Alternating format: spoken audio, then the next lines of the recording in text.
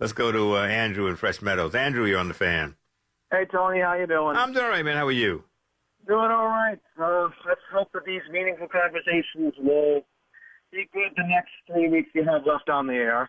Appreciate it. But let's stay on to our main topic tonight, and that is, of course, Mr. Andrew Luck. Mm-hmm. It is really bad to hear him retire. This gives me a whole new perspective of what to expect coming up this season. Literally, I am wondering at these Colts fans tonight. I saw the video online, and I'm like, okay, you're booing this guy. He gave you memorable stuff over the years, and this is how you repay him?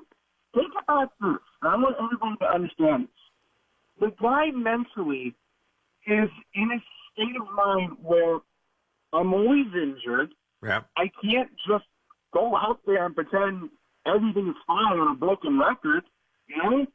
He has to do what's best for his family. And I bet he had this conversation with the owners, with the managers, even with the coach, and even with his wife, you know? What am I doing? This is not good for me. I can't afford to just have the rest of my life wondering, what if I didn't do this? What if I didn't do that? He has goals in life. And the fans have to understand one thing. You have to be in his shoes, and if he wants to move on, let him move on. I want to see what Jacoby can do. I'm not expecting anything high from the Colts right now, but that's another topic for another day, of course. Yeah, no, you're absolutely right. I mean, I still remember, it'll always stick with me, covering a Knicks game when Patrick Ewing was playing for the Knicks, and it was Patrick Ewing life-size poster night. Everybody got a life-size poster of 7-foot poster of Patrick. You know, you came into the arena and it was a poster on your seat, and I thought it was kind of cool, right?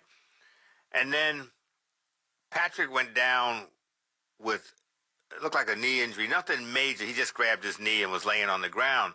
And I'm up in the, back then in my press, my seat was up in, it was the hockey press box, which, you know, that they tore that down, you know, as the years went by. And people started booing Patrick, and I'm like, man, the guy's hurt. We don't even know how hurt he is, and you're booing him. And then all of a sudden, people started throwing the posters, because, you know, they were rolled up. They started throwing them on the court. And I was like, man, it's like different. Reggie Jackson, it's a home run. Everybody throws the Reggie bars on the fan because it's a way of celebrating Reggie. But, I mean, I thought that's rough. I mean, he could be seriously injured, and you guys are booing him. I'm like, that's when I knew sports had started to change. And that's when, you know, you get so attached, so ingrained to your team that when the number one guy goes down and he's leaving, it's one thing he's injured, but he's walking away, and you're thinking, what's wrong with him? He can still play, and they just didn't want to. He's hurt.